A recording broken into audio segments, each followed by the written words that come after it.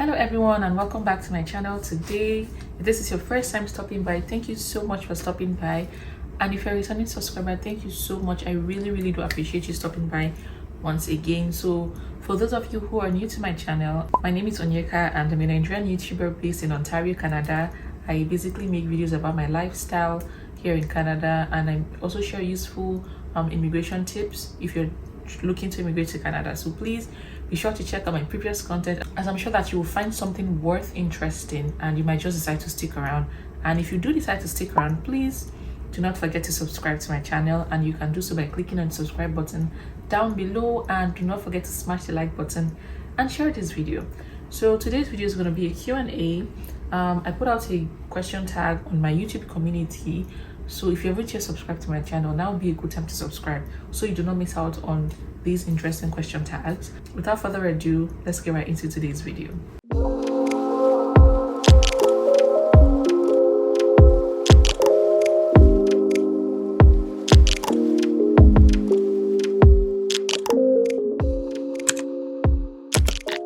So I've got a couple of questions here. I'm going to be reading them straight from my iPad. And so the first question here is like a 4-part question, but I'm going to read it in each part. So the first one says, do you edit your videos with your laptop or your phone?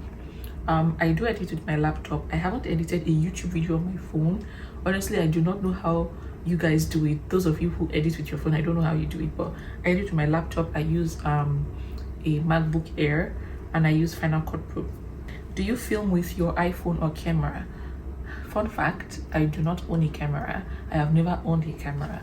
All of my YouTube filmings or recordings have been done on my phone. Right now, I am using the iPhone 13 Pro Max, and I am recording using the cinematic mode, so it kind of blurs out my background, and I also color correct so it looks really bright, and I have artificial light around me and natural light, of course. Hopefully in the future, depending if we get a nice filming space, I might just get a camera, but for now I feel like my phone just does this job. And I have been using this phone since October of 2021. Prior to that, so any video you're seeing before October of 2021, I was using my iPhone, and it was the iPhone XR. I always film with the back camera. I never film with the front camera because the rear camera is always clearer than the front camera. The front camera has this little blur, and I don't like it, and I always blind film. So right now I'm filming, I cannot see what I am doing, but I am sure that it will turn out nice. The third question here, if you film with your iPhone, please, what iPhone do you film with? 13 Pro Max. And what editing app do you use to edit your videos with? I use the Final Cut Pro, which is what most YouTubers use, but that is really expensive, and I think it's only available for MacBook users. But prior to my Final Cut Pro, I used the iMovie, which came with my laptop. But when I used a Windows laptop, I had to use Filmora. Honestly, I struggled with it, but I'm sure that there are other nice Windows video editing software. Next question says, job roles for people who study public health in Canada. So for those of you who do not know, I have a master's in public health, hence this question. I also have a bachelor's degree in pharmacy. So some job roles I can think from the top of my head, you could be a public health officer, but I think you need some certifications to get that role. An epidemiologist, a statistician, a clinical analyst, a clinical researcher, a research analyst, a program evaluator, a health economist, a health analyst, or a health informatics analyst. I feel like there's so many fancy names out there that kind of like falls within public health, because when you study public health, you tend to take these roles I call as individual courses. So you can apply to these roles and, play your strength to the fact that, oh, I did a course on this, and, tailor your experience to that niche. Make sense? I would like to know if it's possible for international students after their study that have a work permit to pursue PR in another province that's different from where they schooled. For example, schooled in a designated learning institution in Ontario and then move to the Atlantic provinces for PR. Would like your opinion as a one-time international student yourself. Like, this is a mouthful, but yes, you can study in one province and pursue your PR in a different province. I do not think anything ties you down to one province as an international student. So when you graduate, you're free to go to wherever you want to go and apply. But if you apply for your PR through like a provincial nomination program, depending on the province, you might be required to stay at least 1 year in that province. I would love to know if there are bodies like Empower that give loans to students and they get to pay in the future. To be honest, I don't know what Empower is, but I'm assuming it's a scholarship body or something. I honestly, I don't know. And please, do you know or have any experience with students that trade the financial market, forex, stocks, and crypto as a means of sponsoring themselves through grad school in Canada? Honestly, I don't know. To be honest, I really don't even know how like that much students, and the little that I know, they finance their education through regular cash and through a sponsor or being self-sponsored.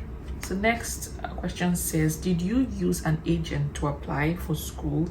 If yes, can you recommend any legit agency? I did use an agent, but honestly, that's something I do not like talking about because my agent stressed me, so I would not be recommending that agent. And I found that I did 95% of the work. So after I used an agent, I was like, what's the whole point of using an agent? There was no point, honestly, because I did most of the work myself. I did the research. I searched for my schools myself because I don't know, the schools the agent was suggesting, I was like, why of all schools, why are you applying, like, why do you want me to apply to this school? So if you are using an agent or considering using an agent, please do not just let your agent do all the work. I understand that you're paying them, but still try to put in a little effort, do some research into the process yourself, and just go with it. Hey, please, can you do your research about studying LLM in Canada? It's not my job to do the research for you, but LLM in Canada, honestly, I don't know, but I would definitely advise you to do the research yourself, because when you do the research yourself, you find that you make better informed decisions about your future.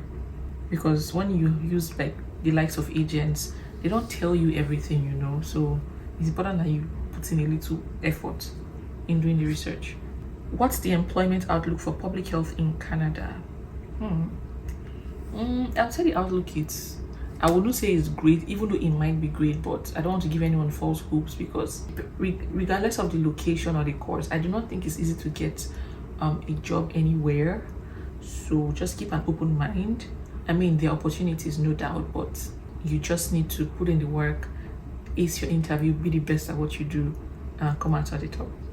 Compare Mississauga and London.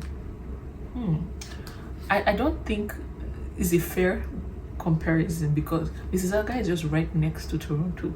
London is like 2 hours away from Toronto, and Mississauga is a whole lot more expensive. In fact, it's almost as expensive as Toronto, but I would love to live in Mississauga. It's just too expensive, so I'd rather stay here where I can afford a living. How much is the proof of funds for a family of 2 coming with a study permit? The open work permit is for the spouse. Is it renewable? And is it easy to get an open work permit when coming with a spouse who is studying? For the proof of funds for a family of 2, I'm going to leave a link to the video where I talked about proof of funds, so be sure to watch that video. And for the open permit for the spouse, is it renewable? I believe that the work permit should be tied to the student. Like, let's say the person schooling, the spouse schooling, is schooling for 1 year or 18 months, that the person with the open work permit will be tied to that same duration. And is it easy getting an open work permit when you come with a spouse who is studying? I've heard of a few cases. I don't think it's that easy, honestly. I don't think it's that easy, but I've heard of a few cases of people going through that route and becoming successful. So it's worth considering and worth trying. Okay. Hi Onyeka, what is the worst experience you have had in Canada? Worst experience. Honestly, I can't really think of something that I'll say, oh, is the worst experience where I want to go back to my country. No, aside the snow, the bad temperatures, I don't think I have a bad experience, but experiences that were not too pleasant that I remember. I remember one time where I had the flu the very first time, and I went to the emergency department and I waited for hours only to be seen, and then I was told to, you know, just go home and take chicken soup. And I was like, and then I wasn't covered at that time health wise, like my health insurance, so I got a huge bill coming to my house in a few days. So that was not a pleasant experience, but now I know better that the emergency department operates on a triage based system. So if you're not dying or actively dying, then you'll be seen last. Is it possible to have a co-sponsor to further solidify your proof of funds without it being a problem to get a study visa? I haven't actually thought about that, but if you're considering getting a co-sponsor, I believe, assuming one of your sponsors is your dad, I feel like it would be a lot easier if the co-sponsor is your mom or someone within the family. I don't know. But I mean, it could be any other person, but I feel like it will be easier when it's within your family. I have been curious, can you do 2 programs at the same time with 1 study permit? No, I don't think that's possible. I mean, you might try to get like a certificate in something, but 2 programs running simultaneously, I don't think that's possible. Hello Onyeka, can you do a grocery shopping video with prices? Yes, this has actually been on my list to film. I will definitely film this video, so stay tuned. Next question. Hi Onyeka, I just really admire you a lot. I love your fashion sense. Thank you. What do you think about applying to a community college instead of a university for Canada or the US? Well, it depends on what you can afford. If you can afford a college, then go for it, because universities tend to be more expensive. So go with your budget, my dear. I heard it's easier and faster to get admission into a community college. Is it like the polytechnics here in Nigeria? Yeah, it's easier to get a college admission and a university admission. With regards to it being like the polytechnics here in Nigeria, I think they're a lot more structured than the polytechnics in Nigeria, so it feels like a university, honestly. And based on your perspective, what would you advise me to do? I'm sick and tired of waiting for ASO and federal government. Honestly, just, you know, try your luck. You can apply to colleges if that's what you can afford.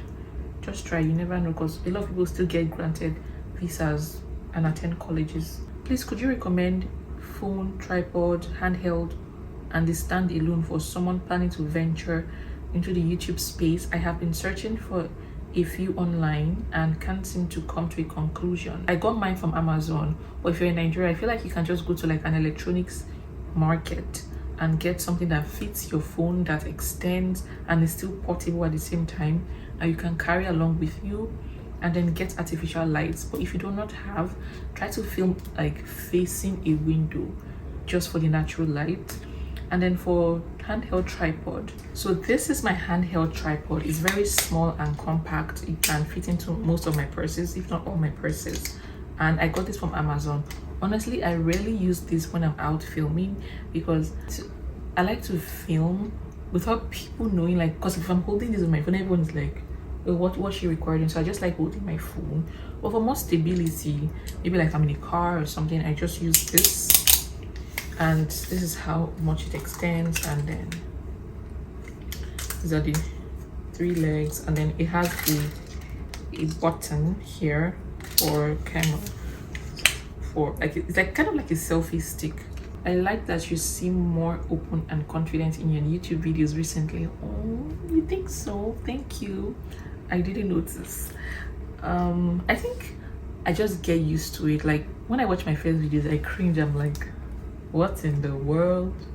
So the more you film, the more comfortable you are in front of the camera. I want to ask, how were you able to cope living in a shared apartment when you were a student? Honestly, I did not like the idea of sharing an apartment initially.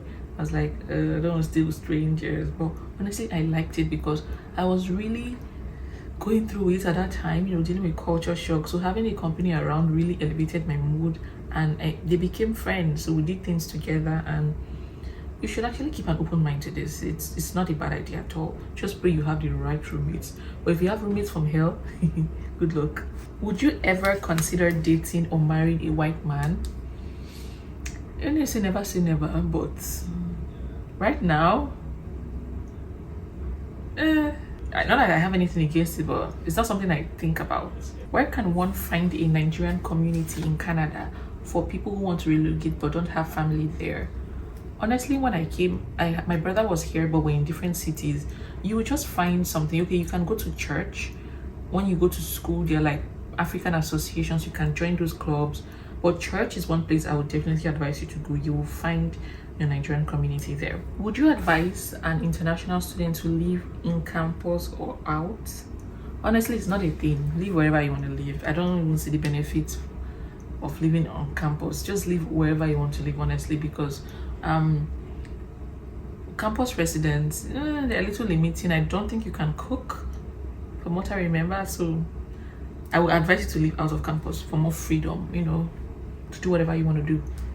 I get curious about something. Say the real amount I have is just $14,000, but I'm supposed to have about 30K for a family of 4 as proof of funds. Then I get an agency to help me arrange bank statement showing 30K, which is not the actual money, and I scale through and relocate. Can I really survive with 14K with my kids till I gain stability? My brother, no. With 4, how many kids did I see? For a family of 4 with 14K, no. It is not possible. So please, don't try to cheat the system and show you have something that you actually don't. They are doing this for your own good, because you need that money to survive. If you just have 14K, it is not enough. Can an international student in Canada survive if they are able to pay their first year tuition before coming, but you're coming with almost nothing afterwards?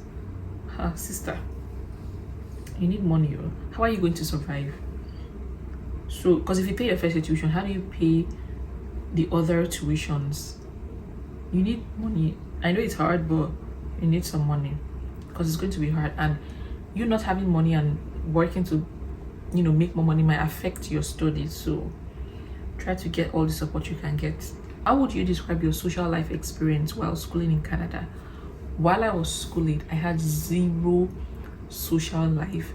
I don't even know what was wrong with me, but I think I was just so caught up with the whole culture shock that I just wanted to get done with school. So I had classes for 8 months and then practicum for the 4 months. So I was just so buried and immersed in school that I didn't even have time to hang out, party, or do whatever. So I had zero experience. But you can make it what you want to make it.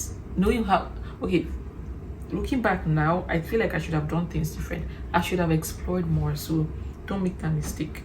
Go out and have fun. The last question here is like 4 parts. For a first degree in Canada college, how do they grade their students? I don't know. I guess pass or fail. I don't know. I don't know how they grade. Is it easy for a programmer or coder getting a job in Canada? And what kind of sector is he or she likely to work in? For a programmer or coder, you work in the IT sector, obviously. Is it easy to get a job? I mean, there are jobs out there, but I'm not going to say, oh, yes, it's easy for you to get a job, because it's not easy. Because you need to ace your interviews. If you have the qualifications and you suck at your interviews, then you're not going to get the job. So you need to be prepared and you need to qualify for this job.